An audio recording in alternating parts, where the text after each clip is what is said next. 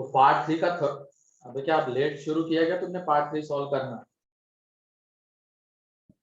Part 3 का third तो कल ही हो गया बेटा, उसमें बताया नहीं था क्या वो परमुटेशन एंड कॉम्बिनेशन का कंसेप्ट, नंबर ऑफ सॉल्यूशंस वाला, ठीक है, जिसमें दो चीजों का यूज होता है। एक तो होता है हमारा नंबर ऑफ फैक्टर्स निकालने वाला कंसेप्ट, और एक होता है फिक्टिशियस। उन दोनों के एप्लीकेशन से उसका आंसर आता है। और तो हो गया था मैं, अरे इसीलिए तो मैंने बोला था तुम पीएनसी देख लो। अब पीएनसी अच्छे से पढ़ाया गया वहां पे। अब तुम चाहते हो कि मैं फिर से उसको अभी रिपीट करूं? पीएनसी पढ़ना है क्या? ये बताओ, मैं पढ़ा दूंगा। तो तुम्हारे पास नोट्स लिखे हुए हैं, क्या तुम भी उन्हीं कैटेगरी में आते हो जिन्होंने नोट्स नहीं बनाए? बोलो। लिखे है ना? तो तुम्हें दिख जाएगा वहां पे, इससे भी बेकार बेकार क्वेश्चन हमने किए हुए हैं। तुम खुद देख लो। बाकी के बच्चे बताओ, क्या इस तरीके के क्वेश्चन हमने नहीं किए थे क्या? मतलब ये एक्स वाई चार का भी किया हुआ है, X Y Z W is equal to something, ये था। किया हुआ है कि नहीं किया हुआ है ऐसा क्वेश्चन? हाँ सर। किया है सर। Yes sir. अब मैं फिर से ये तुम्हें पढ़ाने लग जाऊंगा तो फिर वेक्टर 3D दूर रह जाएगा, पीएनसी पढ़ाते रह जाऊंगा। मतलब हर एक जो क्वेश्चन आएगा उसके लिए मुझे वो टॉपिक फिर से तुम्हें पढ़ाना पड़ेगा ना। मैंने बोल दिया कि वहां पे तुम देख लो, देख लेना, वहां पे आ जाएगा समझ में, ठीक है।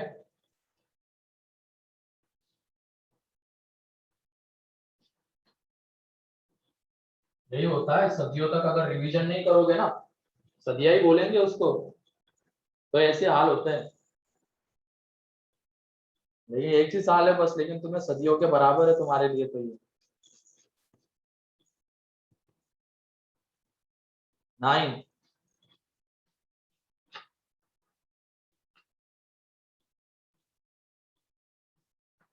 अब तुम्हें जाग आ रही है, डाउट पूछने है ना?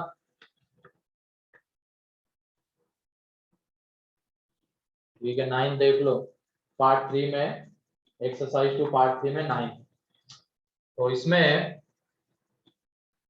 एक चीज बस तुम्हें सोचनी पड़ेगी, ये है minus B C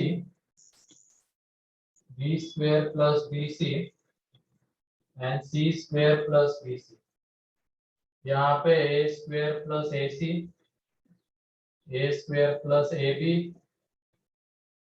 minus A C, B square plus A B, C square plus A C, ये माइनस ए बी, ठीक है। अब ये 64 के इक्वल दिया गया, तो A B plus B C plus A C बताना है, सी है। तो इसमें एक काम करो, तो तुम लोग क्या करो, पहले रो में जैसे ए मिसिंग है, ए नहीं दिख रहा है, तो उसको ए से मल्टीप्लाई करो, दूसरे को बी से मल्टीप्लाई करो, तीसरे को सी से। एंड अगर हम मल्टीप्लाई कर रहे हैं तो हमें डिवाइड भी करना पड़ेगा।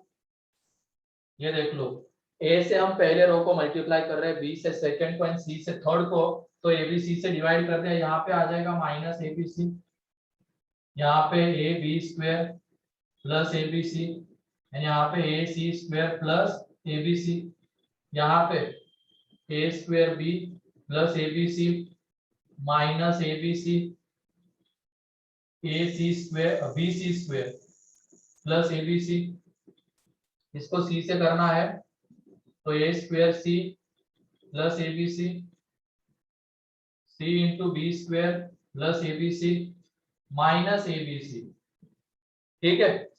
ये कर दिया। अब ये बताओ, पहले कॉलम में से क्या कॉमन आएगा? पहले कॉलम में से एबीसी। एबीसी नहीं, सोच समझ के, कॉमन क्या आएगा? ए आएगा, ठीक है। पहले कॉलम में से ए कॉमन आएगा, दूसरे में से बी आएगा, तीसरे में से सी आ जाएगा कॉलम में से। ठीक है, हमने पहले रो को मल्टीप्लाई कर दिया, डिवाइड कर दिया। कॉलम में से ए बाहर, इसमें से बी बाहर, इसमें से सी बाहर आ जाता है। देख लो, सब में ए प्रेजेंट है। तो पहले कॉलम में से ए, यहाँ से बी एंड अगले वाले में से सी बाहर आ जाएगा। और ये करने से देखो क्या हो गया, ये माइनस बी सी, ये A B plus B C plus A C plus B C, ये बन गया। यहाँ पे बी बाहर ले लिया, A B plus A C minus AC and BC plus AC, ठीक है।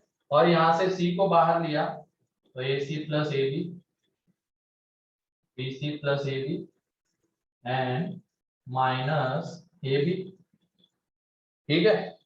ये सब बाहर आ जाएंगे। अब इनको ऐड करो, मतलब ये नीचे में जो ABC थे वो तो कैंसल आउट हो जाएंगे।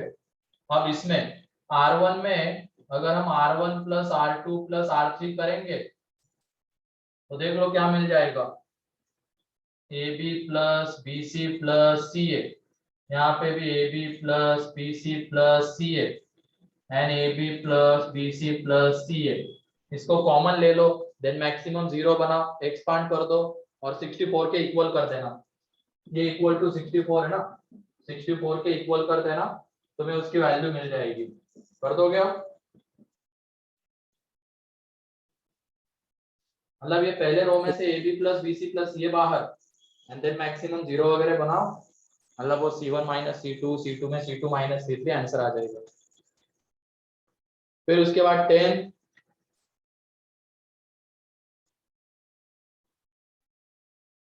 11 Doubt. Yes. 11th में अब समेशन ऑफ ये देख लेना, समेशन ऑफ डिटरमिनेंट की हम बात कर लेते हैं, इसी में वो कंसेप्ट मैं तुम्हें बता देता हूँ। ये क्या है, UN है और ये डिटरमिनेंट है n, n square n cube 1, यहाँ पे 2n plus 1, 3n square 5, 2n plus 1, 3n plus 1, ठीक है। ये है। अब यहाँ पे जो वेरिएबल है, जो समेशन में वेरिएबल था वो स्मॉल n है, और यहाँ पे वो क्या एक ही रो में प्रेजेंट है क्या, एक ही कॉलम में? हाँ सर। है ना, एक ही कॉलम में प्रेजेंट है। तो ध्यान रखना, जो भी समेशन में वेरिएबल रहेगा, डिटरमिनेंट का हमें सम करना है, समेशन करना है, ठीक है। और जो भी वेरिएबल रहेगा उस समेशन में, जैसे स्मॉल n, वो या तो एक कॉलम में प्रेजेंट होना चाहिए या तो एक रो में।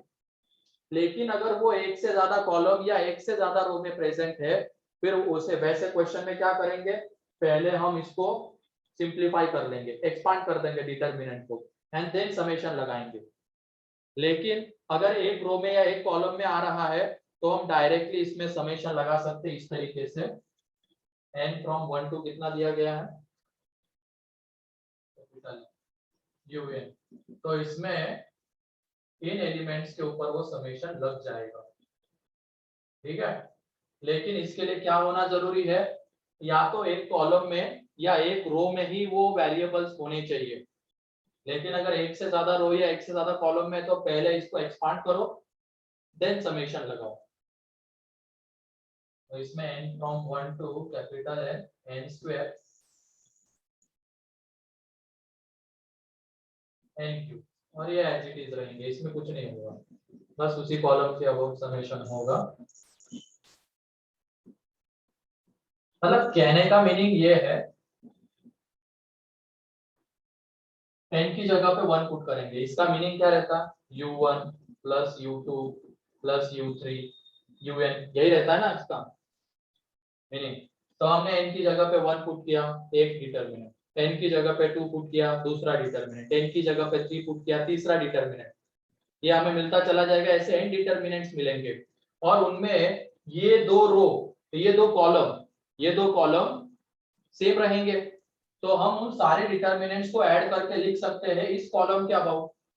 तो इसकी वजह से इसमें हम डायरेक्टली समेशन लगा सकते हैं। क्लियर है? ऐसा क्यों कर सकते हैं, एक ही रो में या एक ही कॉलम में वेरिएबल आने पे हम डायरेक्टली यहाँ पे समेशन लगा सकते हैं, लेकिन अगर एक से ज्यादा में आ रहे हैं तब तो फिर नहीं, फिर उसको हमें एक्सपांड करना पड़ेगा। रीजन क्लियर है ना, ऐसा क्यों? Yes sir. हाँ, क्योंकि जब डिटरमिनेंट का एडिशन होता है तो एक रो के अबाउट या एक कॉलम के अबाउट अगर कर रहे हैं तो बाकी रो के एलिमेंट्स या कॉलम के एलिमेंट्स सेम होने चाहिए। तो इसमें समेशन ऑफ n यह आ जाएगा capital N into n plus 1 upon 2 मेरे ख्याल से इसके बाद ये अब तुम कर भी सकते हो। चलो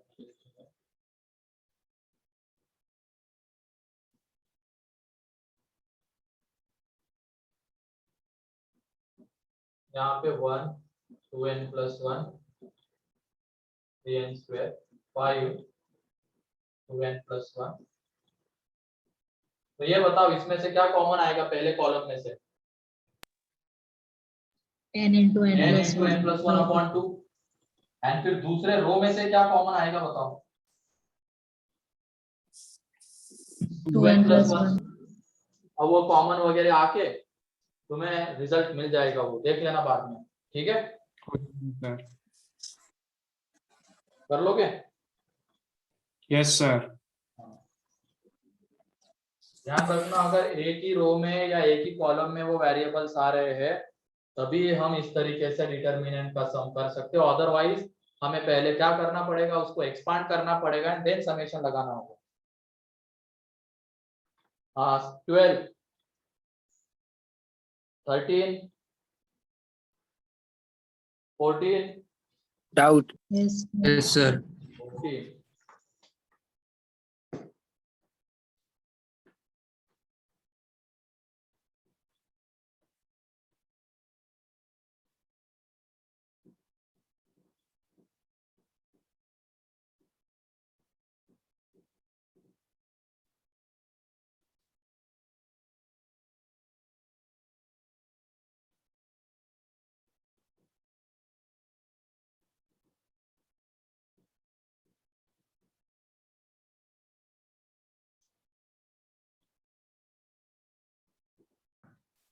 ठीक है 14 में देख लो। A1 अगर है, पैटर्न देखना है, यहाँ पे पैटर्न ढूंढना है। तो एक एलिमेंट 1 क्रॉस 1 की मैट्रिक्स और एक एलिमेंट आ रहा है उसमें। A2 अगर है तो उसमें A2 A3 A4 A5 2 cross 2 की मैट्रिक्स बन रही है। A3 अगर है तो A6 A7 A8 12 13 14 3 क्रॉस 3 की मैट्रिक्स बनेगी, ठीक है? ऐसे अगर हम A10 की बात करते हैं तो A10 में कितने ऑर्डर की मैट्रिक्स बनेगी? 10 cross 3 तो उसमें बनेगी 10 क्रॉस 10 की मैट्रिक्स, ठीक? उसका पहला एलिमेंट क्या होगा ये बताओ? उसका पहला एलिमेंट क्या होगा पैटर्न से? जैसे A1 में ये चला गया, उसके बाद 4 एलिमेंट्स आ गए, पहले वाले में एक एलिमेंट्स की बात करते हैं, नंबर ऑफ एलिमेंट्स की। दूसरे वाले में 4 एलिमेंट्स, तीसरे में 9 एलिमेंट्स, चौथे में 16 एलिमेंट्स, ऐसे आते चले जाएंगे ना। फिर उसके बाद 25 elements, then 36 elements, 49 elements, 64 elements and 81 elements. Ninth वाली जो मैट्रिक्स होगी A9 उसमें 81 एलिमेंट्स आएंगे, A8 में 64 एलिमेंट्स आएंगे, A7 में 49 एलिमेंट्स आएंगे। इसका मतलब टोटल कितने एलिमेंट्स ऑक्यूपाई हो गए इसके ऊपर वाले मैट्रिसेस में? ये समेशन ऑफ n स्क्वायर की तरह है ना, 1 square 2 square 3 square 4 square up to 9 square. तो ये आ जाएगा 9 into 10 into 19/6। तो टोटल कितने एलिमेंट्स जा चुके हैं? तो इसको जब कैलकुलेट करेंगे 3 5 90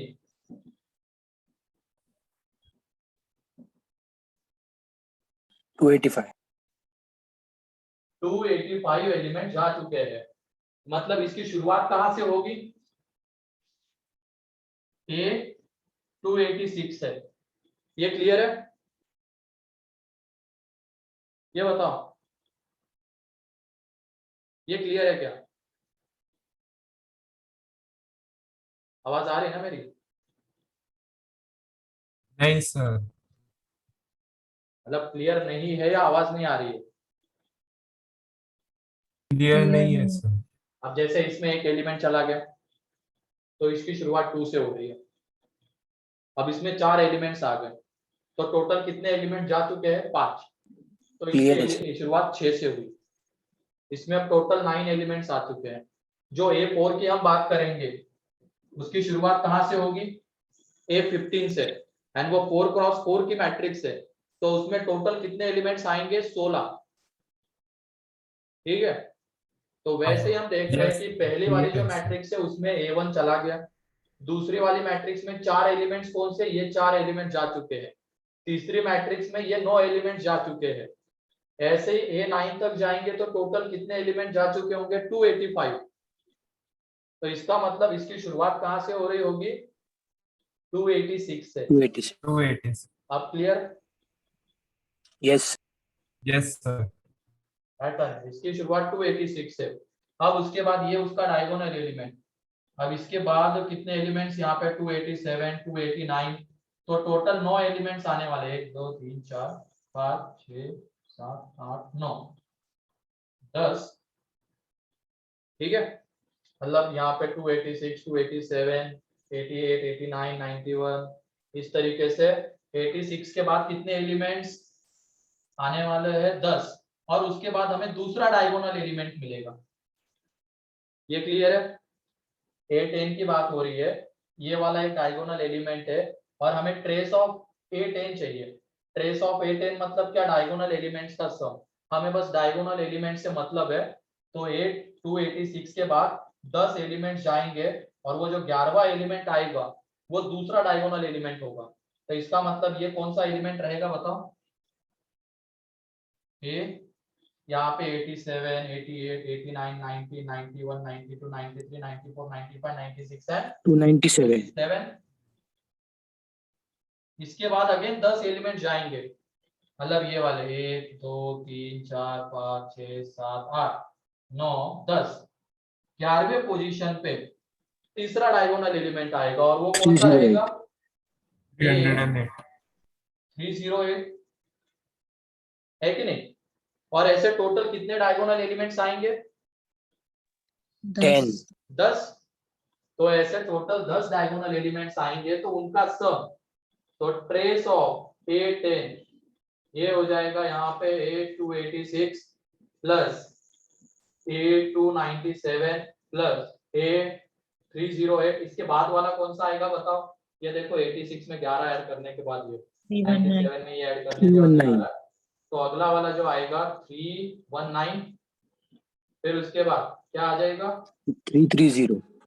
330, फिर उसके बाद 5 हो गई है, 41. 341. A352, A363, 1 2 3 4 5 6 7 8, 374 और A385। तो इतने आएंगे ये एलिमेंट्स। ठीक है, ये 10 हो गए, देखो 1 2 3 4 5 6 7 8 9 10। तो ये डायगोनल एलिमेंट्स थे और उनका सम ट्रेस ऑफ A10। और यहाँ पे हमें AR कितना दिया हुआ है, GIF of log r base 2। तो इसका मतलब ये कितना रहेगा, GIF ऑफ log 286 base 2। ठीक है, फिर GIF ऑफ log 297 base 2। तो ये बताओ, ये 286 log 286 base 2 की वैल्यू, पहले तो इसकी वैल्यू बताओ, 256 base 2 की वैल्यू कितनी आएगी, 8, एंड log 512 base 2 की वैल्यू आ जाएगी 9, एंड 256 एंड 512 के बीच में जितने भी नंबर्स आएंगे उनके log की वैल्यू 8 पॉइंट समथिंग रहेगी। तो इसका मतलब यहाँ पे ये जितने भी log आने वाले हैं उन सब के log की वैल्यू 8 पॉइंट समथिंग आएगी, तो उसका इंटीग्रल पार्ट 8, तो इंटीग्रल पार्ट 8 है, तो 8 कितनी बार ऐड होगा, 10 बार। तो 80 इसका आंसर है। यही दिया है क्या, Yes, sir. Yes, sir. है ना ये। Yes, sir.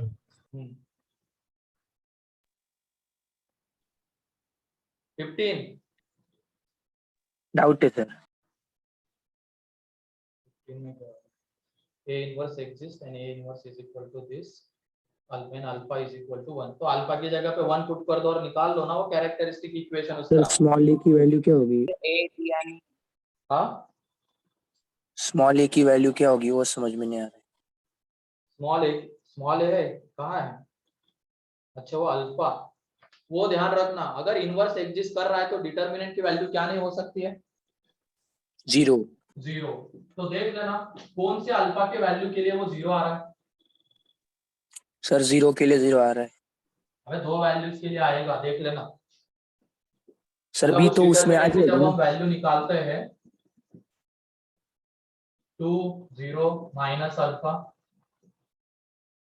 5 अल्फा 0 0 अल्फा 3, तो इस डिटर्मिनेंट की वैल्यू डायरेक्टली एक्सपांड कर देते हैं तो ये आ जाएगा 2 इंटू 3 अल्फा माइनस 0, ठीक है, माइनस अल्फा इंटू 5 अल्फा, तो ये आ जाएगा 6 अल्फा माइनस 5 अल्फा स्क्वायर। तो यहाँ से ये अल्फा बाहर, 6 माइनस 5 अल्फा, तो अल्फा इज इक्वल टू 0 या तो अल्फा इज इक्वल टू 6/5, ये दो वैल्यूज है, ठीक है। अब इनमें से वो बी कौन सी वैल्यू ले रहा है? 6/5 ले रहा है, 6/5 बी 6/5 हो रहा होगा, तो ए कितना होगा? 0, 0 क्योंकि अल्फा बिलोंग्स टू क्या दिया गया? R accept A and B, और इसका इनवर्स एग्जिस्ट कर रहा है, इसका मतलब इसके डिटर्मिनेंट की वैल्यू 0 नहीं हो सकती है, एंड डिटर्मिनेंट की वैल्यू 0 दो अल्फा के लिए आ रही है, तो इन अल्फा को हमें हटाना पड़ेगा, अल्फा ये वाली वैल्यू नहीं ले सकता है, तो हटा देंगे। तो ये अब क्लियर है? सर आंसर अलग आ रहा था इसका। हाँ सर मैंने भी यही किया था लेकिन आंसर अलग आ रहा है। राइट, ठीक है। अभी तो कैरेक्टरिस्टिक इक्वेशन बताओ उसका, अल्फा की जगह पे 1 ले लो और कैरेक्टरिस्टिक इक्वेशन बताओ। अल्फा की जगह पे 1 ले लिया तो ये मैट्रिक्स जो है 2 0 -1 5 1 0 0 1 3, तो ए क्यूब माइनस ट्रेस 6 6 ए स्क्वायर, फिर इसके 1 आती है। को फैक्टर्स, तो इसका को फैक्टर कितना आ रहा है? 3, इसका को फैक्टर निकालेंगे तो कितना आ जाएगा? 6, और इसका को फैक्टर निकालेंगे तो कितना आ रहा है? 2, ठीक है। और इसके डिटर्मिनेंट की वैल्यू कितनी आएगी? अल्फा की जगह पे 1 पुट करने के बाद 1, 1 तो -1 इज इक्वल टू माइनस आई आएगा इज इक्वल टू 0, क्योंकि हम इसको कैले हैमिल्टन से डायरेक्टली लैम्डा की जगह पे ए ले लिया है। अब इसको ए इनवर्स से मल्टीप्लाई करो तो ये ए स्क्वायर 6a और ये 11 I minus A inverse is equal to 0, तो ए स्क्वायर माइनस 6a प्लस 11i is equal to A inverse, तो a इज इक्वल टू 0, और ये जो b था हमें वहां पे -5b इज इक्वल टू 6, इसका मतलब b is equal to 6/5 and c is equal to 11, तो करो ऐड, कहाँ वैल्यू अलग दी है उसकी? यही दी होगी ना,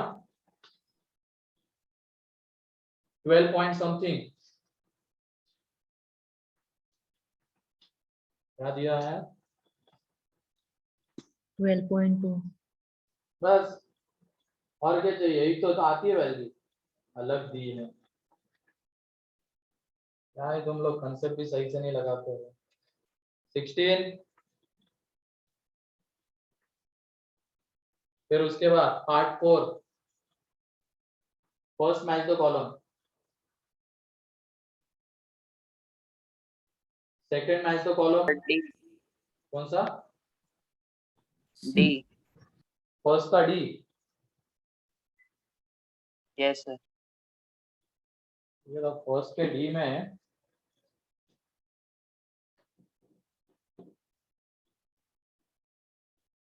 ऐसे क्वेश्चन को कैसे डील करना है मैंने बताया हुआ है, ABC की वैल्यू बुक एबीसी की वैल्यू ले लेना, ठीक है।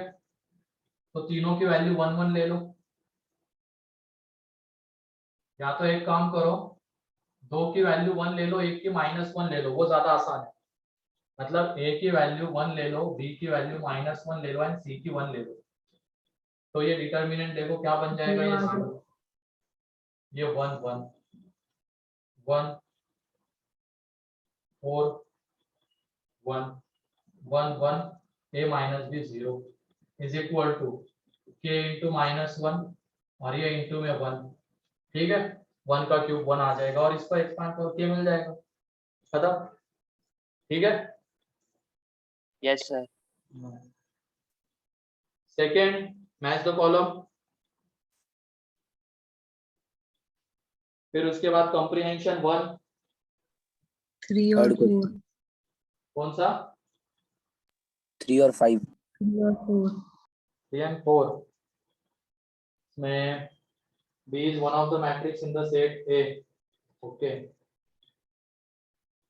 number of such matrices B in set A is lambda, then lambda lies in the interval,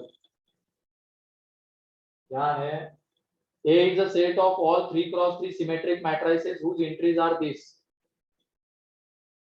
and B is one of the matrix in the set A, then number of such matrices B in set, ठीक है। तो इसमें symmetric matrices निकाल लो ना, कितने आते हैं, B उसका सेट है,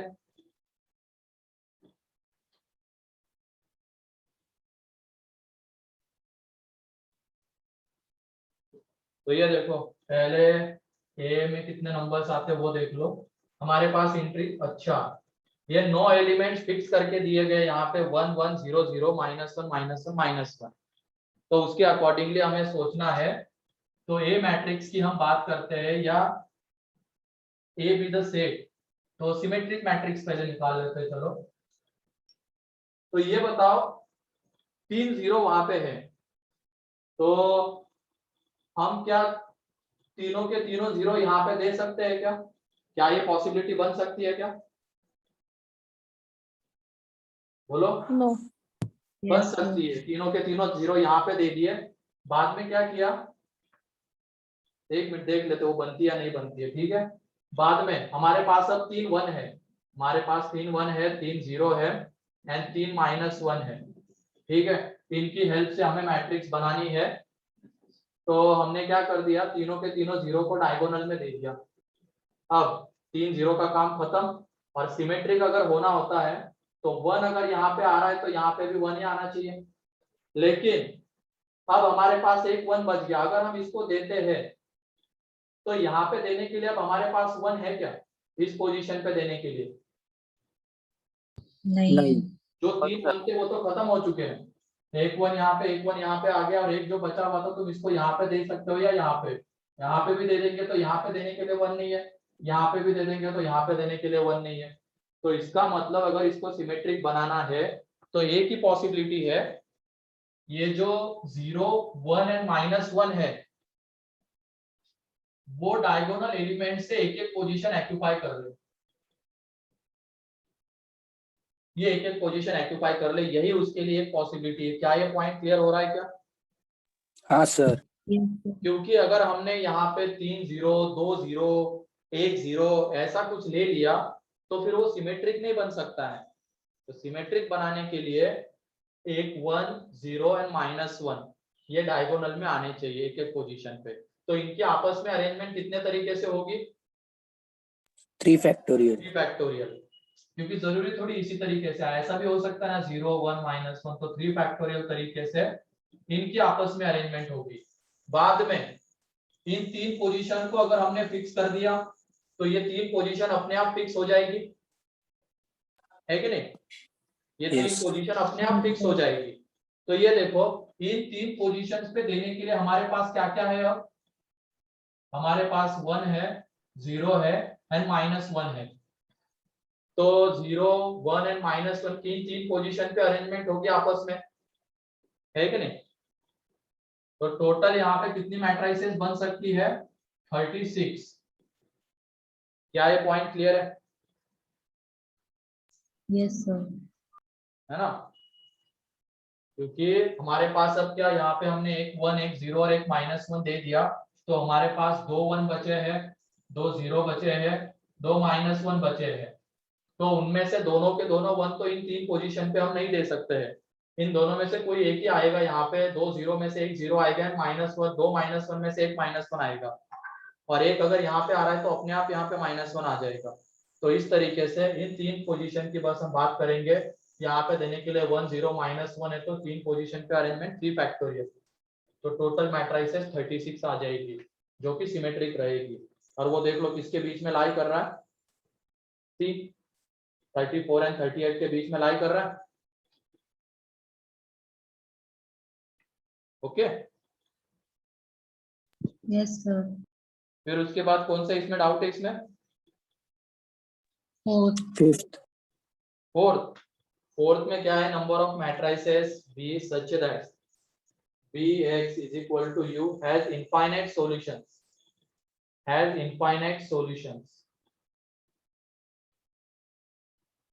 ठीक है, इनफाइनाइट सॉल्यूशंस है। तो ये बताओ बी मैट्रिक्स इसी सेट में से होगी, ठीक है। क्या ये होमोजेनियस सिस्टम बन रही है क्या, बताओ। देखो यू Yes, sir. मैट्रिक्स के सारे एंट्री 0 है, बी मैट्रिक्स होगी कोई, यहाँ पे ये एक्स वाई जेड, ठीक है, यहाँ पे ये 0 0 0, तो बी मैट्रिक्स कोई होगी, हमें पता नहीं कौन सी होगी, लेकिन जब ये मल्टीप्लाई होगा तो वहां से 3 वेरिएबल 3 इक्वेशंस आएंगे और वो होमोजेनियस सिस्टम बनेगी। एंड होमोजेनियस सिस्टम के अगर इनफाइनाइट सॉल्यूशंस होने होते हैं तो उसके लिए ये बी का डिटरमिनेंट, मतलब कोएफिशिएंट का डिटरमिनेंट कितना होना चाहिए, 0। तो कोएफिशिएंट का डिटरमिनेंट 0 होना चाहिए, तो उसमें से अब हमें ऐसी मैट्रिसेस ढूंढनी पड़ेगी जो सिंगुलर है, जिनका डिटरमिनेंट 0 आएगा, ठीक है। अब वो देखना पड़ेगा, वो काउंटिंग है, इसमें तो और कोई चारा नहीं है, बिना काउंटिंग के तो वो नहीं आएगा। और इसीलिए एग्जैक्ट आंसर नहीं पूछा है, किसके बीच में लाई करता है ये पूछा है, ठीक है। Yes, sir. Sir, तभी वो more than 10, 6 उतनी काउंटिंग करनी पड़ेगी। हाँ पड़ेगी अब। और तरीका भी मैंने बताया हुआ, इमेज ले लेना, जैसे मान लो एक मैट्रिक्स ढूंढ लेना, ठीक है, फिर उसकी इमेज आएगी, नीचे वाली इमेज, इधर वाली इमेज, जैसे एक के साथ 4 मैट्रिसेस अपने आप मिल जाएगी। बताया कि नहीं बताया है मैंने, Yes, sir. है ना। एक मैट्रिक्स ढूंढ लो जिसका डिटरमिनेंट 0 आता है, फिर उसकी इस मिरर के अबाउट इमेज लेंगे तो एक और मैट्रिक्स आएगी, इसके अबाउट इमेज लेंगे तो ये एक और मैट्रिक्स आएगी, एंड इसके अबाउट इमेज लेंगे तो ये एक और मैट्रिक्स आएगी। मतलब एक के साथ ये 4 मैट्रिसेस हमें मिल जाएंगे। और ऐसी अगर हमें 2 भी मैट्रिसेस मिल जाती है तो टोटल 8 हो जाएगी, 3 मिल गई तो 12 हो जाएगी, तो ऐसे चलते चले जाना, ठीक है। और इसमें इमेज नहीं ले सकते ना, क्योंकि सिमेट्रिक होनी चाहिए। क्या, इसमें इमेज नहीं ले सकते ना, क्योंकि सिमेट्रिक होनी चाहिए। और फिर हाँ वो इस नहीं ले सकते हैं ना, जैसे मान लो एक का ये है 1, बस भी इसका डिटरमिनेंट मुझे पता नहीं है, मैं बस एक एग्जांपल के तौर पे ले रहा हूँ। तो इसकी इमेज सर 4 1 हो गए। क्या, 4 1 हो गए सर। 4 1 हो गए क्या, -1 है ना यहाँ पे, ठीक है, यहाँ पे देख लो, तो ये दोनों मैट्रिसेस अलग अलग है ना। फिर उसके बाद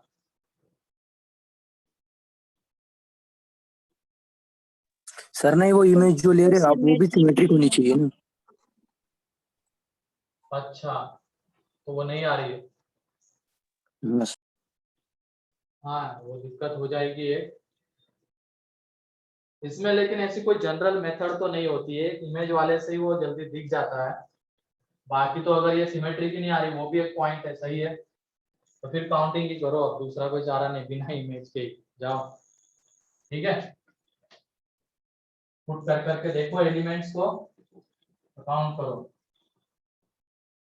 ये तो करना पड़ेगा, उसके अलावा तो और कोई चारा नहीं। देन क्या equation bx is equal to b is inconsistent for at least 3 matrices b, is inconsistent for all matrices b, is inconsistent for at most 12 matrices b, has infinite number of solutions for at least 3 matrices of b। ये भी वही है, देखना ही पड़ेगा इसमें।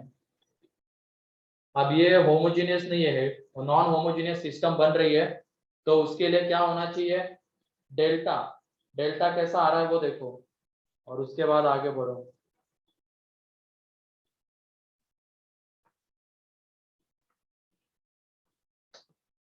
इसमें method होती तो बता देता, लेकिन बिना काउंटिंग के नहीं होता है, इसमें हमें एलिमेंट्स पुट कर करके देखना पड़ता है। कभी कभी पैटर्न मिल जाता है लेकिन कभी कभी नहीं मिलता है, वो बड़ा मजदूरी है इसमें, एक तरीके से करनी तो पड़ेगी, आंसर लाना है तो। 7th फिर उसके बाद कॉम्प्रिहेंशन 2, 6, 7, डाउट। उसमें दिया हुआ है ऑर्थोगोनल किसको कहते हैं। देखो ए ट्रांसपोज इनटू ए अगर आई हो रहा है तो उसको ऑर्थोगोनल मैट्रिक्स कहेंगे। तो ये बताओ, दोनों तरफ डिटरमिनेंट ले लेना, 1 के इक्वल आएगा, तो यहां से तुम्हें उसकी वैल्यू मिल जाएगी। ठीक है, Yes.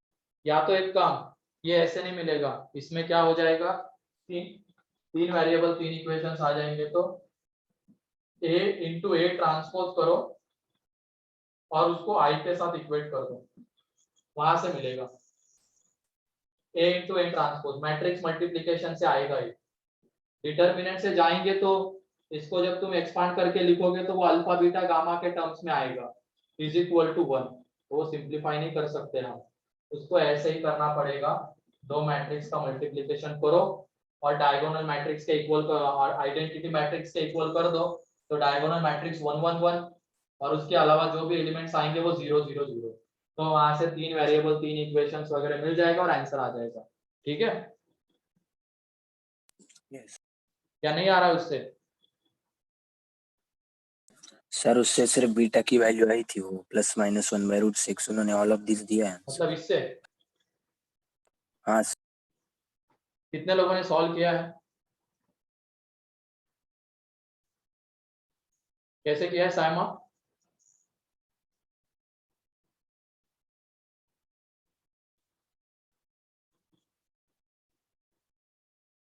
कोई भी बता दो, क्या ये करने पे आती है क्या तीनों की वैल्यू?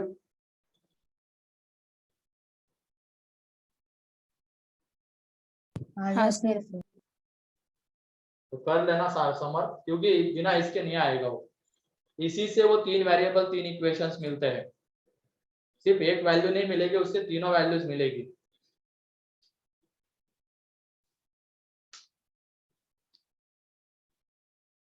एक, ठीक है, अब ये बचा है एक्सरसाइज 3, तो नेक्स्ट लेक्चर में उसका भी, एओडी का भी एक्सरसाइज 3 बाकी है ना।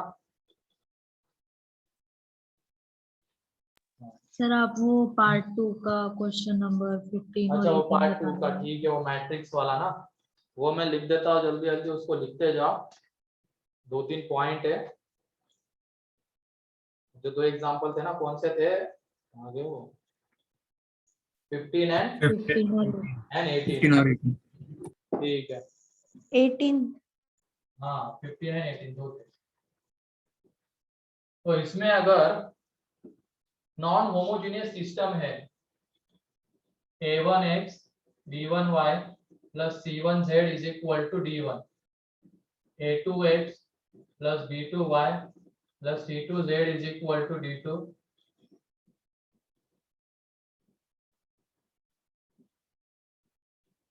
ठीक है। तो इसमें एक मैट्रिक्स, जैसे यहाँ पे उन्होंने क्या लिया है उसको ए मैट्रिक्स, ठीक है, कोएफिशिएंट की मैट्रिक्स को ए मैट्रिक्स ले रहे हैं, a1 b1 c1 a2 b2 c2, फिर उसके बाद ये वेरिएबल की मैट्रिक्स को एक्स मैट्रिक्स बोल रहे हैं, तो X Y Z and ax is equal to U है ना। तो इस मैट्रिक्स को इन्होंने लिया है ये कांस्टेंट टर्म वाले को, d1 d2 d3, और उसको ऐसे रिप्रेजेंट कर दिया है ax is equal to U. अब ये रिप्रेजेंटेशन क्लियर है कैसे ये नॉन होमोजेनियस सिस्टम को रिप्रेजेंट करता है, ठीक है। अब उसके बाद अगर ये डिटर्मिनेंट ए, अगर ये डिटर्मिनेंट ए नॉन जीरो होता है, डिटर्मिनेंट ए अगर नॉन जीरो होता है तो उस केस में बताओ कितने सॉल्यूशंस आएंगे इस सिस्टम के? यूनिक सॉल्यूशन या वन सॉल्यूशन? यहां से भी देख सकते हो, अगर डिटर्मिनेंट ए नॉन जीरो ले लिया, कोएफिशिएंट का डिटर्मिनेंट नॉन जीरो, तो होमोजेनियस सिस्टम का एक सॉल्यूशन होता है।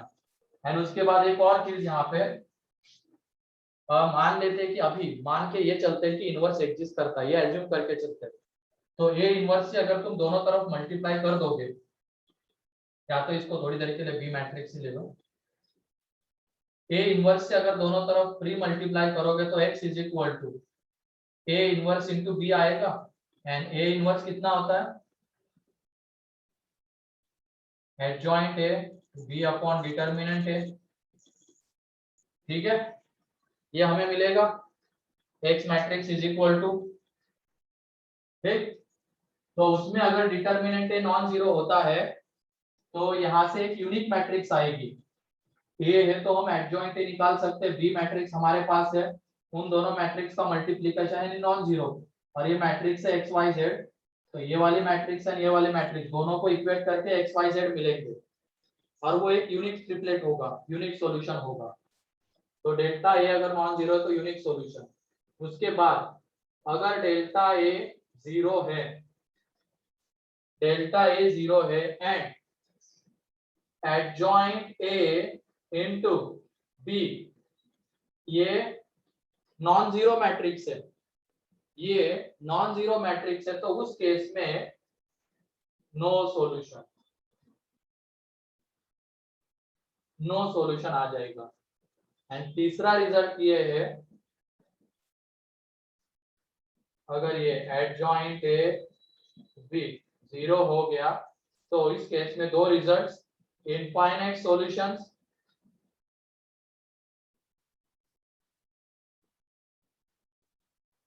if infinite solutions if वो प्लेन ही है ना, planes are not parallel, planes are not parallel and zero solution if planes are parallel। तो ये 3 पॉइंट है इससे रिलेटेड, अब इनको देखते हैं। तो 15 नंबर का question, Ax is equal to B where A is 3 cross 3 matrix, B is 3 cross 1 matrix, then which of the following is correct? If determinant A is equal to 0 then Ax is equal to B has infinite solutions। नहीं, उसके लिए ये भी होना जरूरी है। फिर Ax is equal to B has infinite solutions then, सही है, इनफाइनाइट सॉल्यूशन से तो देखो डिटर्मिनेंट ए जीरो आ रहा है, सेकंड वाला सही है, दोनों में डिफरेंस क्लियर है ना। अगर डिटर्मिनेंट ए जीरो होता है तो क्या हम हमेशा बोल सकते हैं कि इनफाइनाइट सॉल्यूशन है? नहीं, नहीं, नो सॉल्यूशन भी हो सकता है और इनफाइनाइट भी हो सकता है, तो पहला वाला स्टेटमेंट गलत है। लेकिन जब दूसरे स्टेटमेंट की बात करते हैं हम, दूसरे ऑप्शन की, Ax is equal to B है, देन डिटर्मिनेंट ए और उसके इनफाइनाइट सॉल्यूशन से, तो ऑब्वियसली डिटर्मिनेंट ए तो जीरो होना ही पड़ेगा, तो दूसरा सही है।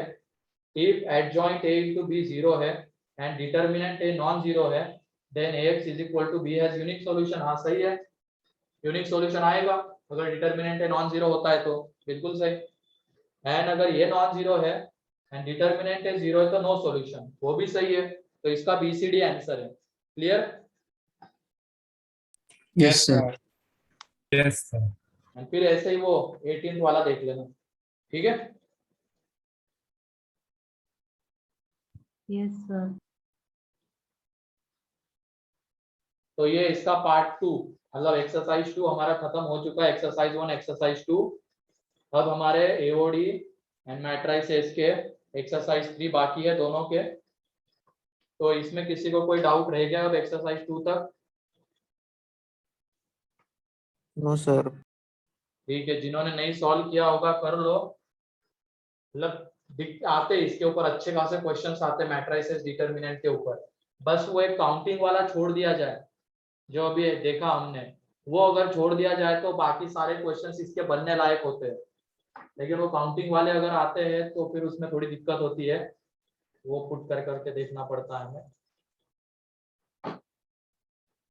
ठीक है, ये हो गया। अब आ जाते हैं वेक्टर 3D के ऊपर।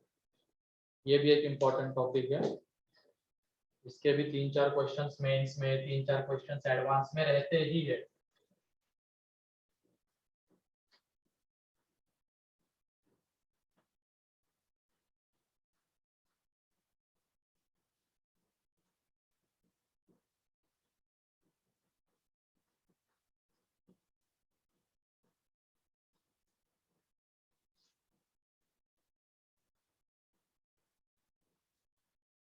तो ओपन कर लो वेक्टर 3D कॉपी।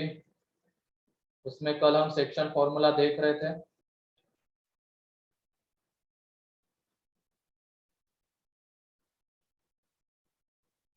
फिर रात से बारिश हो रही ना नासिक में तो। Yes sir. रुका है सर। पता नहीं क्या ही मौसम है, अच्छा है लाइट नहीं जा रही है, वरना तो फिर क्या ही क्लास ले पाते। सर चलो सब जगह ठीक है, बारिश। तो सेक्शन फॉर्मूला हमने देख लिया था internal division and external division का कल। फिर उसके बाद जितने क्वेश्चन स्ट्रेट लाइन में, और हाँ स्ट्रेट लाइन की तुम लोगों ने रिवीजन कर लिए ना? Yes sir. ठीक है, तो फिर कोई दिक्कत नहीं होगी। जिन्होंने स्ट्रेट लाइन की रिवीजन नहीं की होगी वो लोग स्ट्रेट लाइन की रिवीजन कर ले, क्योंकि स्ट्रेट लाइन के रिजल्ट्स यहाँ पे सारे के सारे रिजल्ट्स आने वाले हैं। वो बस 2D में था, ये 3D में रहेगा। ठीक है, बस डिफरेंस इतना रहेगा, वो 2D था, इधर ये 3D में आएगा। बाकी फॉर्मूले वगैरह वो सारे आएंगे। ठीक है, जो वहां पे सेंट्रॉइड, यहाँ पे भी सेंट्रॉइड ट्रायंगल यहाँ पे भी बनेगा, लेकिन ये 3D में ट्रायंगल होगा, सेंट्रॉइड तो रहेगा ही। ठीक है, ठीक है, तो सेक्शन फॉर्मूले हमने देख लिया। सेक्शन फॉर्मूले के भी जितने क्वेश्चंस वहां पे बने थे उतने यहाँ पे बनेंगे। वहां पे डील कर रहे थे हम कोऑर्डिनेट के टर्म्स में, अभी वेक्टर पढ़ रहे हैं तो इसमें डील करेंगे पोजीशन वेक्टर के टर्म्स में। ठीक है, और वो कल वाला जो क्वेश्चन था मेथड 2 से जिसको हमने किया था, वो समझ में आ गया था क्या तुम लोगों को? वो सेंट्रॉइड वाला। Yes sir. Yes sir. Sir हाँ बोलो। तो पहले सेक्शन फॉर्मूला करना चाहिए था, बाद में वो क्वेश्चन लेना चाहिए था, तब इजी हो हाँ जाता। वो वहां पे आ गया, लेकिन उसको हमने मेथड मेथड 1 से भी तो किया। मेथड 1 भी तो थी, उसमें कहा सेक्शन फॉर्मूला था, उसमें तो वो वेक्टर एडिशन वगैरह ही था, ट्रायंगल लॉ ऑफ एडिशन। ठीक है, फिर से एक बार वो क्वेश्चन में एक्सप्लेन कर देता हूँ। जब भी ऐसी कोई चीज गिवन रहेगी इन ट्रायंगल एबीसी और हमें कुछ प्रूव करना है, जैसे कि वो प्रूव करना था जीडी, तो ये ए ले लिया, ये बी ले लिया, ये सी, फिर ये डी इसका मिड पॉइंट, ये इसका मिड पॉइंट, एफ इसका मिड पॉइंट है। ठीक है, तो हमें प्रूव करना है क्या? AD vector is equal to minus times of BE vector plus CF vector, ये प्रूव करना है। तो ऐसी चीज अगर प्रूव करनी है तो हम पोजीशन वेक्टर के टर्म्स में डील करेंगे। तो पोजीशन वेक्टर्स के टर्म्स में डील करना है तो उसके लिए हमें रेफरेंस के तौर पे किसी एक पॉइंट को ओरिजिन लेना पड़ेगा। किसी को भी ले सकते हो तुम, जो तुम्हारी मर्जी है। तो हम ए को ले लेते हैं, तो अगर ये ओरिजिन है तो इसका पोजीशन वेक्टर क्या होगा? 0 वेक्टर है कि नहीं? और बी का पोजीशन वेक्टर मान लेते बी वेक्टर है, और सी का पोजीशन वेक्टर है सी वेक्टर। अब ये ए डी ई एफ इन तीनों के मिड पॉइंट गिवन थे, दोनों को मिड पॉइंट है, तो एफ का पोजीशन वेक्टर क्या आ जाएगा? 0 vector plus B vector upon 2 vector, mid point फॉर्मूले से। तो इसका जो पोजीशन वेक्टर है यह आ जाएगा बी वेक्टर बाय 2। फिर डी का पोजीशन वेक्टर, वो बी एंड सी का मिड पॉइंट है, तो इसका पोजीशन वेक्टर क्या आएगा? B vector plus C vector upon 2।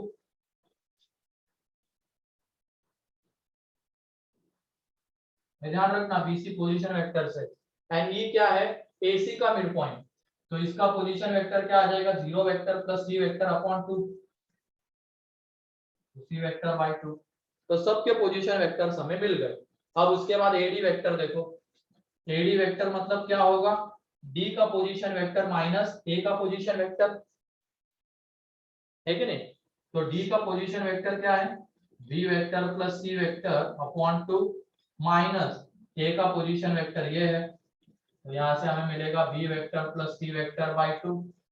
फिर उसके बाद बी ई वेक्टर क्या आ जाएगा, ई का पोजीशन वेक्टर माइनस बी का पोजीशन वेक्टर, तो यहाँ से ई का position vector C vector by 2 minus B vector, क्योंकि ई का वो है, बी का ये था, एंड सी एफ वेक्टर, तो एफ का पोजीशन वेक्टर माइनस सी का पोजीशन वेक्टर, तो सी वेक्टर। तो इन दोनों को ऐड कर देते हैं, कितना आ जाएगा ये, माइनस टाइम्स ऑफ, तो यहाँ से वो प्रूव हो जाएगा। क्लियर है अब ये, सर और इजीली आ जाता है इससे पोजीशन वेक्टर के टर्म्स में अगर डील करते हैं तो।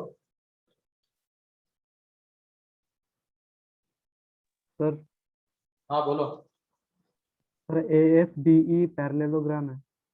क्या, A F D E parallelogram है।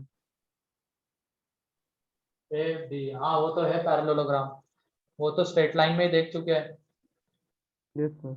ये ए एफ डी पैरेललोग्राम बनता है, B F E D parallelogram बनता है, C E F D parallelogram बनता है, 3 पैरेललोग्राम बनते हैं ना। हाँ सर। वो जो सेंट्रॉइड की डायग्राम हमने बनाई थी तो उसमें ये सारी चीजें लिखवाई हुई है, देख लो।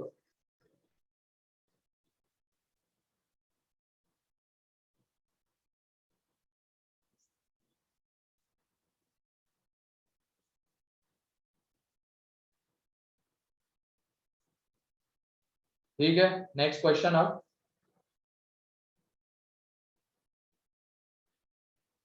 O is the center of regular pentagon. O is the center of regular pentagon A B C D E.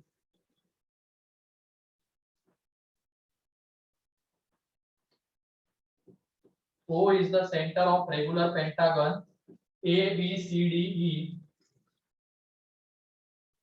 and यहाँ पे जो OA वेक्टर है is equal to A vector है, then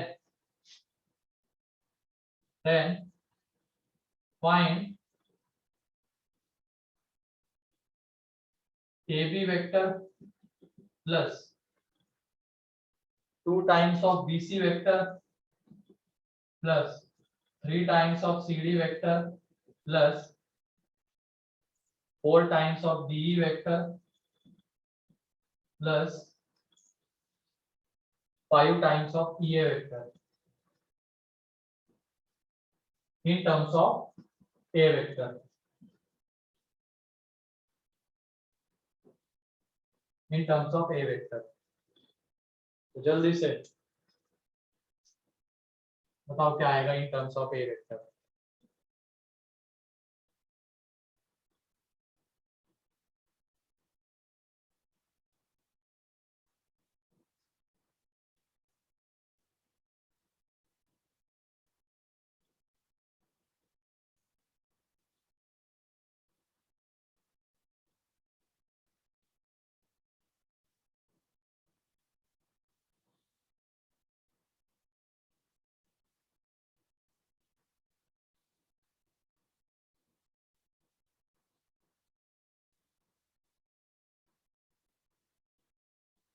अरे तुम लोग बहरे हो रहे, तुम लोगों को एक बार में क्वेश्चन सुनाई नहीं देता है।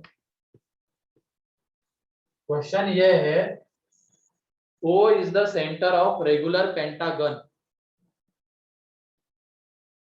इसमें OA वेक्टर है, A vector, then find this in terms of A vector.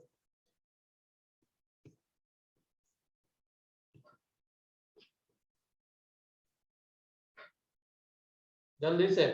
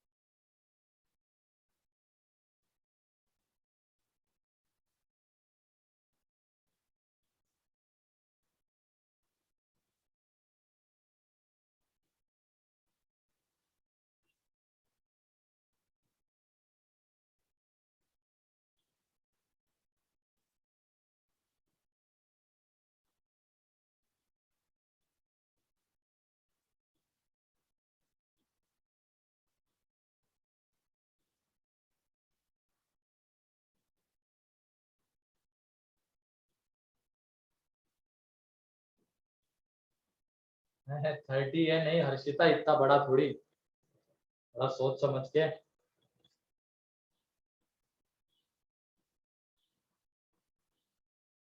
हाँ बिल्कुल सही दर्शना।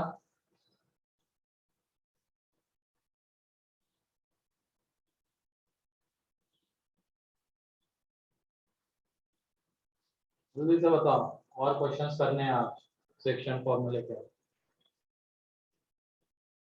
5a वेक्टर कितने लोगों का आ रहा है?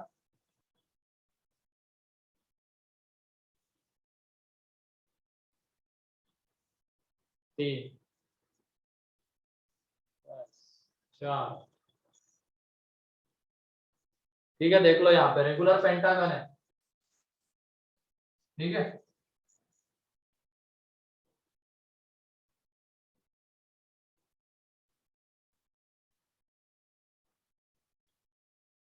वो उसका सेंटर है,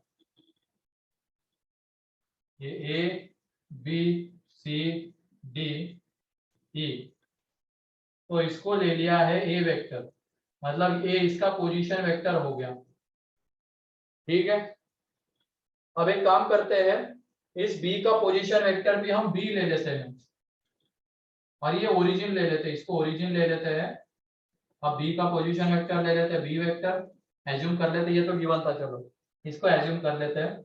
इसका सी वेक्टर सेंटर है तो इधर आएगा वो तो।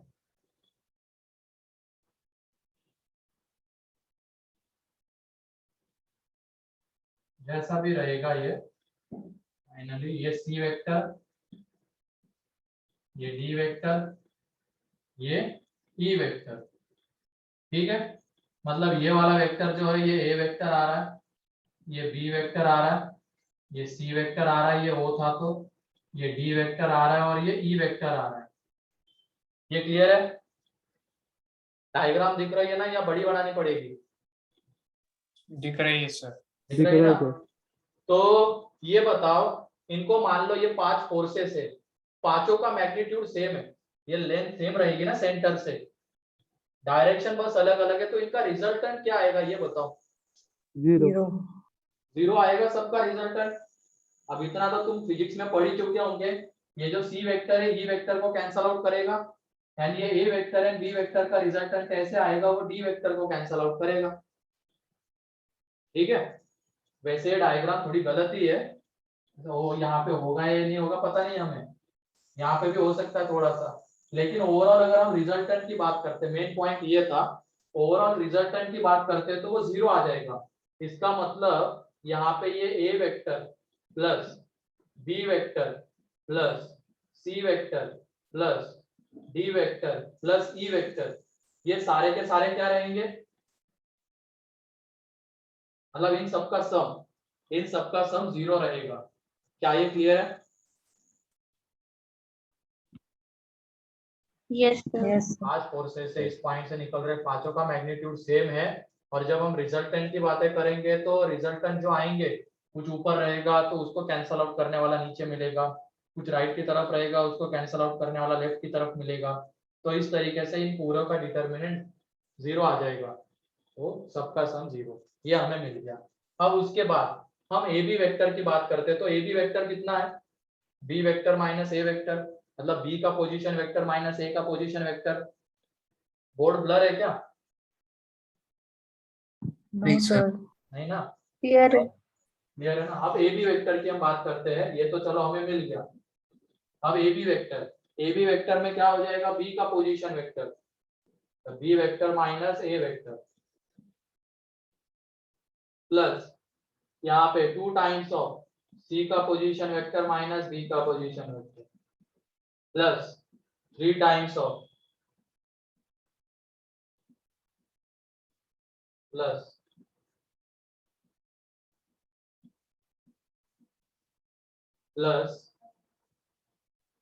5 टाइम्स ऑफ, और इन जब सबको तुम ऐड करोगे तो ऐड करने के बाद हमें जो मिल रहा है ये बी वेक्टर, और यहाँ पे माइनस 2 बी वेक्टर, तो एक माइनस बी वेक्टर, यहाँ पे कुछ उल्टा हो गया, सी डी वेक्टर ये हो गया, यहाँ पे सी डी वेक्टर, तो D vector minus C vector and यहाँ पे E vector minus D vector ऐसे आएगा। ठीक है, तो जब इन सबको ऐड करोगे तो ये 5a vector minus A vector plus B vector plus C vector plus D vector plus E vector ये मिल जाएगा एंड फाइनली ये 0 होता है तो यहाँ से ये आ जाएगा 5a वेक्टर। क्लियर, क्लियर है क्या ये? Yes sir. चलो लिखो, तो रिजल्टेंट के टर्म्स में डील किया है।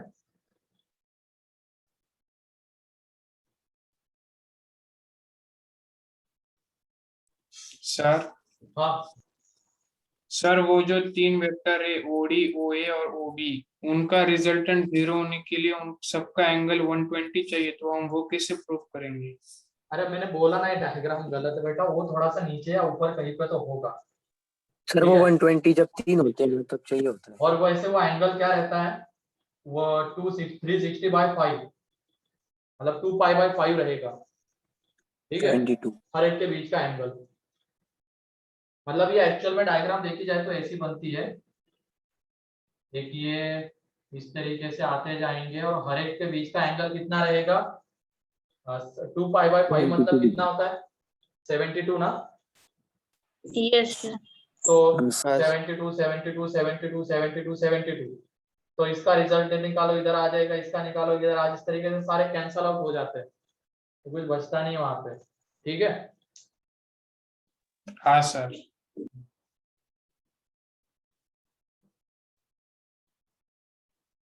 चलो लिख लो इसको।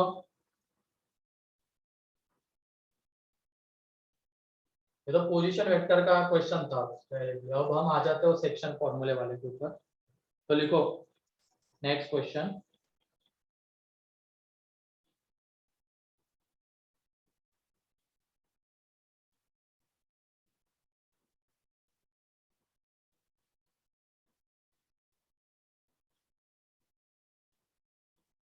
इन ट्रायंगल OAB, ये हटा दो ना। हाँ sir. Yes sir.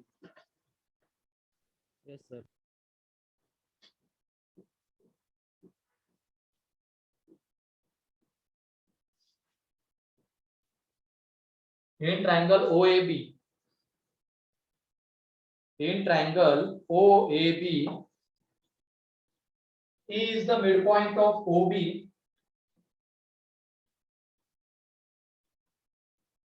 in triangle OAB,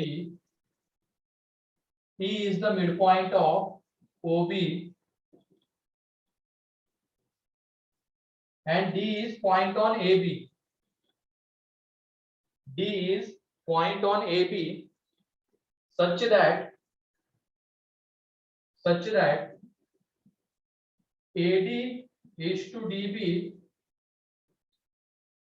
ये है 2:1, such that AD is to DB है 2:1,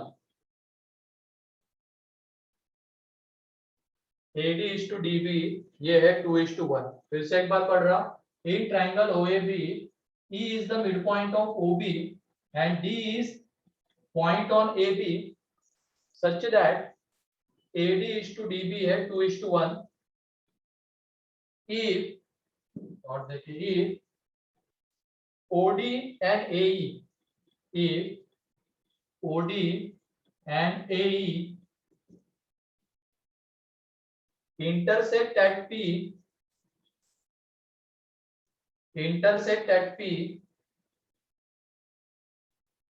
then find the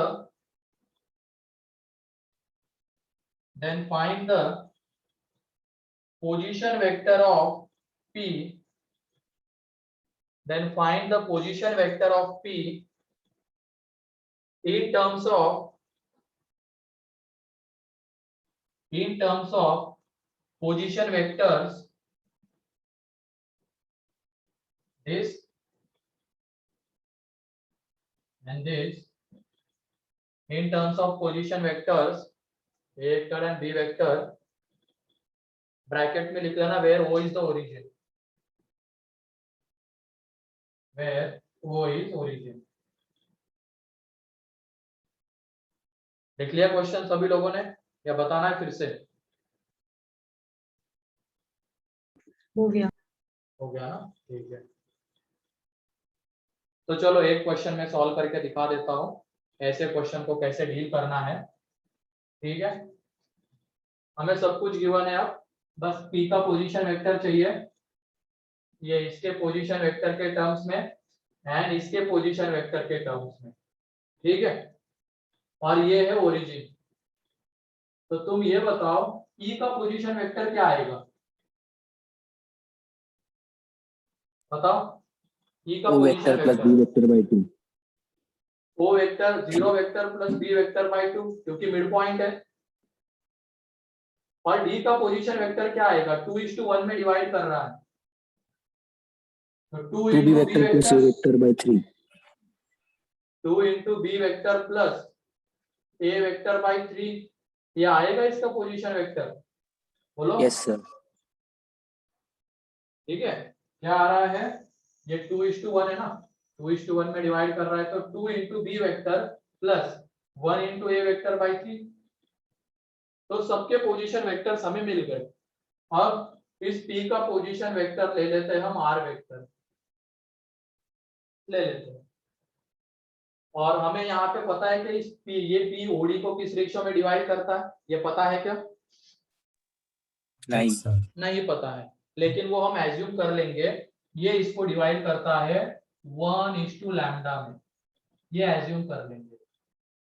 और लैम्डा इधर की तरफ रखना, λ:1 भी ले सकते हो, लेकिन 1:λ लेने से फायदा क्या होगा, लैम्डा मल्टीप्लाई होगा किसके साथ, जब हम इसका पोजीशन वेक्टर निकाले जाएंगे, वो 0 वेक्टर है इसके टर्म्स में, लैम्डा इंटू ओ आ जाएगा 0, है कि नहीं?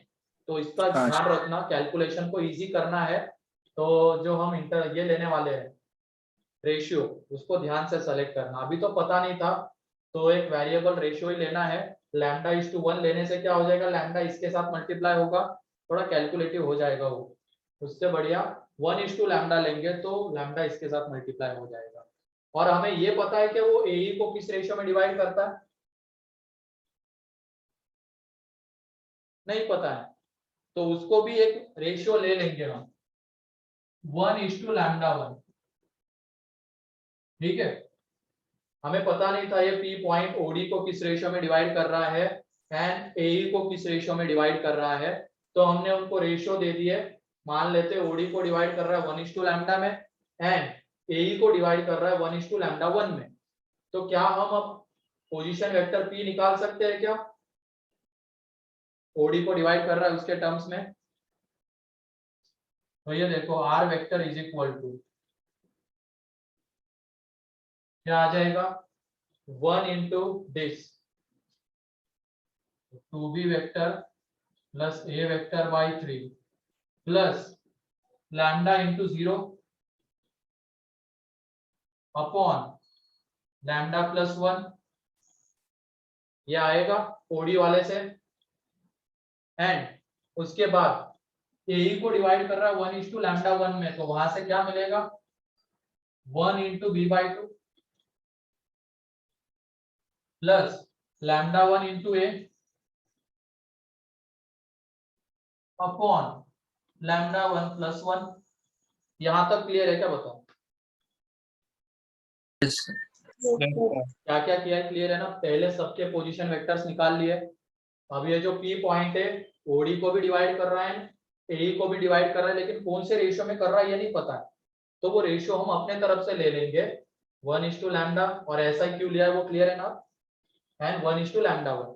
अब इन दोनों को इक्वेट कर देंगे, इक्वेट करने का मतलब ए वेक्टर का जो कोएफिशिएंट आएगा उन दोनों को इक्वेट कर देंगे, बी वेक्टर के कोएफिशिएंट को इक्वेट कर देंगे।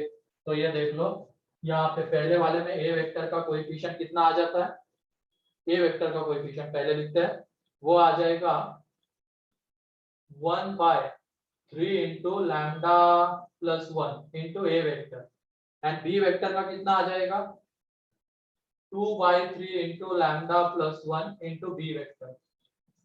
ठीक है, और यहाँ पे बी वेक्टर का कोएफिशिएंट कितना आ रहा है, ए वेक्टर का पहले लिख लेते चलो, λ1 upon λ1 plus 1 into A vector and 1/2 into lambda 1 plus 1 into v vector. ये आ रहा है। अब इक्वेट कर देंगे तो इक्वेट करने के बाद हमें मिल रहा है 1/3 into lambda plus 1 is equal to lambda 1 upon lambda 1 plus 1। ये फर्स्ट। फिर उसके बाद 2/3 into lambda plus 1 and is equal to 1/2 into lambda 1 plus 1। तो दो वेरिएबल, दो इक्वेशंस मिल गए, तो इन दोनों को आपस में क्या कर देना है, यहाँ पे डिवाइड करने से हमें लैम्डा 1 बहुत इजीली मिल जाएगा। देखो डिवाइड करो तो यह आ जाएगा 1/2 और यहाँ पे आ जाएगा, डिवाइड कर रहे हैं ना, 2 lambda 1 कितना आ रहा है,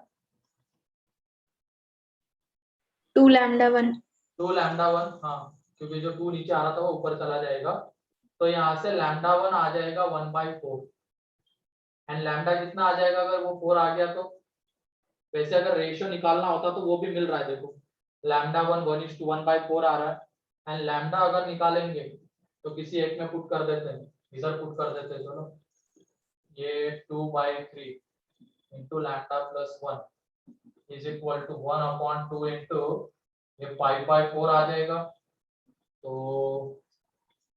ये 2/3 lambda plus 1, ये 2 तो ये 2/5, ये 2 गया, lambda plus 1 निकालने जाएंगे तो वो आ रहा है 5/3, 2/5 तो लैम्डा आ रहा है 2/3। ठीक है, तो लैम्डा 1 1/4, लैम्डा 1 2/3। तो ये जो पी पॉइंट है ओडी को किस रेशियो में डिवाइड करता है, एई को किस रेशियो में डिवाइड करता है, वो भी मिल रहा है, वो भी मिल जाएगा। देखो लेकिन हमें उससे मतलब नहीं है, हमें तो बस क्या चाहिए था, ये पी का पोजीशन वेक्टर चाहिए था। तो हम लैम्डा 1 अगर निकाल लेते तो आगे करने की जरूरत नहीं थी, क्योंकि लैम्डा 1 को इसमें पुट कर देंगे। फाइनली लैम्डा 1 को इसमें पुट कर देना, वो हमें क्या दे देगा, पोजीशन वेक्टर ऑफ पी। ये क्लियर? यस तो सर। दो तरीके के क्वेश्चन बनते हैं यहाँ पे, एक तो रेशियो क्या आता है वो ढूंढो, या तो पोजीशन वेक्टर क्या आता है वो ढूंढो। तो पोजीशन वेक्टर के लिए क्या, लैम्डा 1 मिल गया, इसमें पुट कर दो, और लैम्डा पुट करना है तो इधर पुट करो, तो पोजीशन वेक्टर मिलेगा। एंड रेशियो क्या आ जाएगा, ये लैम्डा 1 कितना आ रहा है 1/4, तो 4:1, मतलब ये जो पी पॉइंट है ए को किस रेशियो में डिवाइड करेगा, 4:1 में। एंड ये कितना आ रहा है 2/3, तो ओडी को किस रेशियो में डिवाइड करेगा, 3:2 में। तो इस तरीके से रेशियो भी मिल जाएगा। तो पुट कर दो लैम्डा 1 यहाँ पे, तो आर का पोजीशन वेक्टर कितना आ रहा है 1/4, तो ये कितना आ जाता है, A vector plus 2b vector by 5। किसी को कोई डाउट है तो पूछ लो, कोई भी डाउट है तो।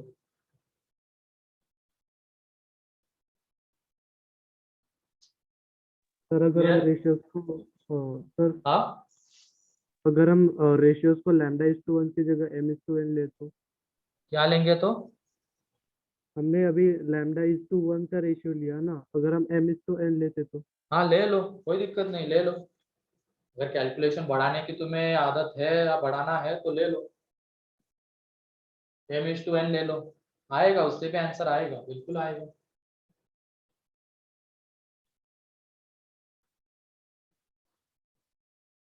तो दो तरीके के क्वेश्चंस यहाँ से डील हो जाते हैं, एक तो रेशियो निकालो एंड एक तो पोजीशन वेक्टर क्या आता है वो निकालो। और ये जब भी रेशियो लेंगे ना तो थोड़ा सा ध्यान से लेना, ताकि वो आगे का कैलकुलेशन इजी हो जाए, वरना अगर तुम λ:1 लेते तो भी आंसर आ ही जाता है, यही सब आता है। बस वहां पे थोड़े वो अलग दिखते रेशियो, लेकिन जब फाइनली पोजीशन वेक्टर निकालने जाते तो यही मिलता है। क्लियर है? तो लिखो इसको जल्दी Yes. से।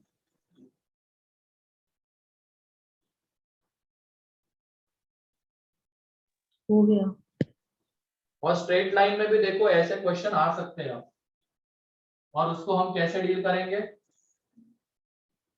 सेक्शन फॉर्मूले से। वैसे वो करने की जरूरत नहीं पड़ेगी, उधर वो कोऑर्डिनेट वाले से बहुत इजीली आ ही जाएगा, कोई दिक्कत नहीं होगी। ठीक है, नेक्स्ट क्वेश्चन, एक और क्वेश्चन ले लेते हैं, बाकी का फिर नेक्स्ट लेक्चर में देखते हैं। ABCD is a parallelogram.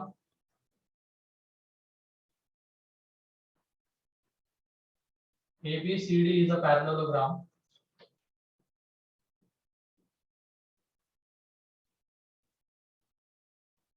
ABCD is a parallelogram.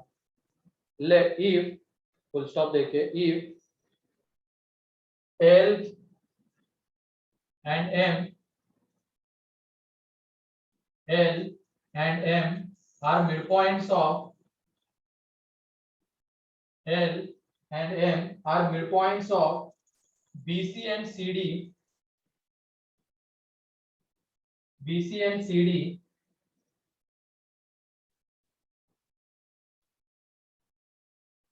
L and M are midpoints of BC and CD, then express AL vector and AM vector in terms of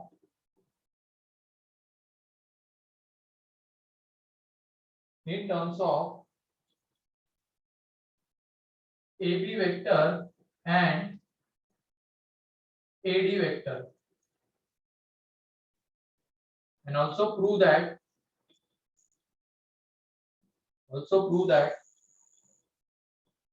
AL vector plus AM vector is equal to 3/2 into AC vector. इससे एक बार पढ़ रहा हूँ question. In ABCD is a parallelogram if L and M be the midpoints of BC and CD, then express AL vector and AM vector in terms of AB vector and AD vector, and also prove that AL vector plus AM vector is equal to 3/2 AC vector.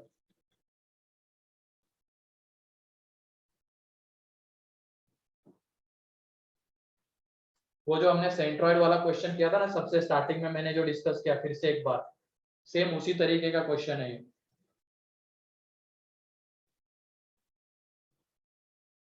क्या करेंगे इसमें?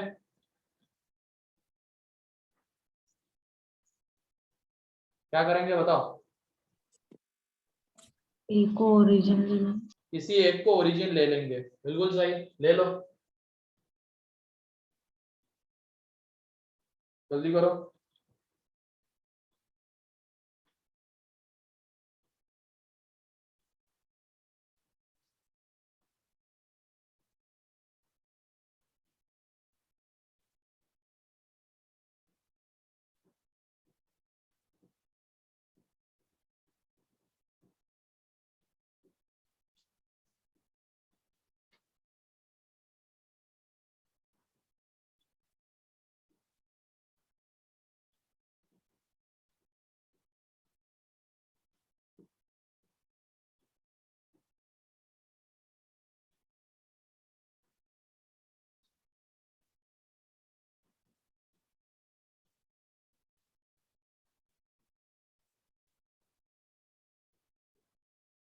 और ऐसा क्यों कर सकते, किसी ने सोचा है क्या?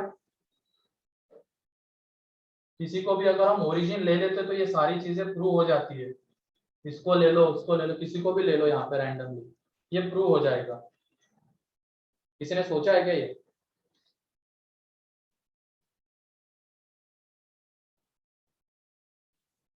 सोचो इसको थोड़ा सा, कि हमने अगर ए को ओरिजिन ले लिया तो भी ये प्रूव होने वाला है, सी को ले लिया तो भी प्रूव होने वाला है, डी को ले लिया तो भी प्रूव होने वाला है, बी को ले लिया तो भी होने वाला है।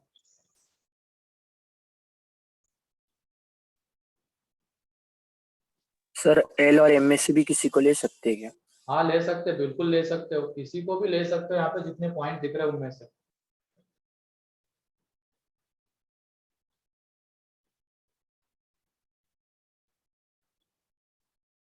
ओरिजिन में से क्या होता है, रेफरेंस पॉइंट के लिए लिया जाता है उसको।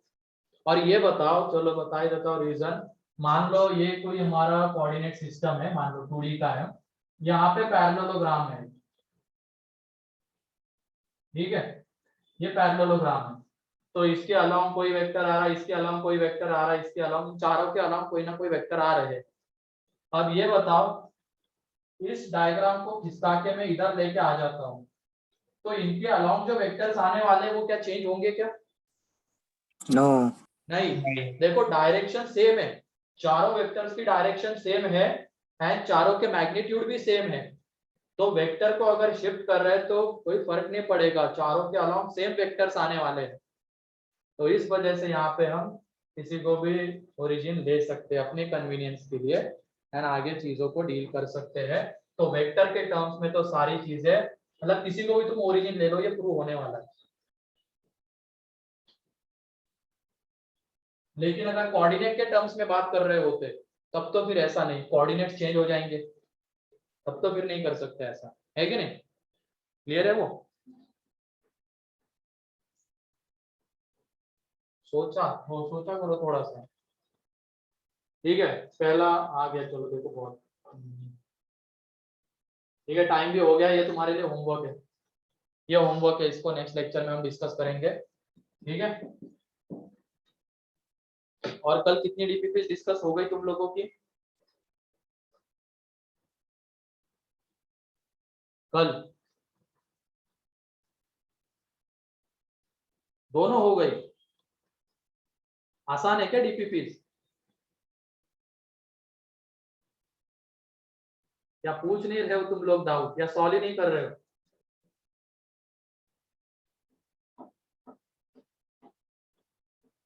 कितने लोग थे डिस्कशन में कल?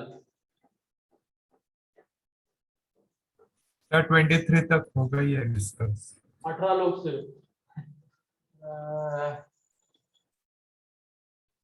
ठीक है, सॉल्व करो, लेकिन तुम्हारे लिए मैं लगा रहा हूँ, सॉल्व करो, जो भी डाउट्स आते हैं वो पूछो। बाद में फिर ये मत बोलना कि सर डीपीपी डिस्कस नहीं हुए, अलग से सेशन लग रहे तुम लोगों के लिए, तो पूछो, जो भी डाउट्स रहते हैं सारे क्लियर कर लो।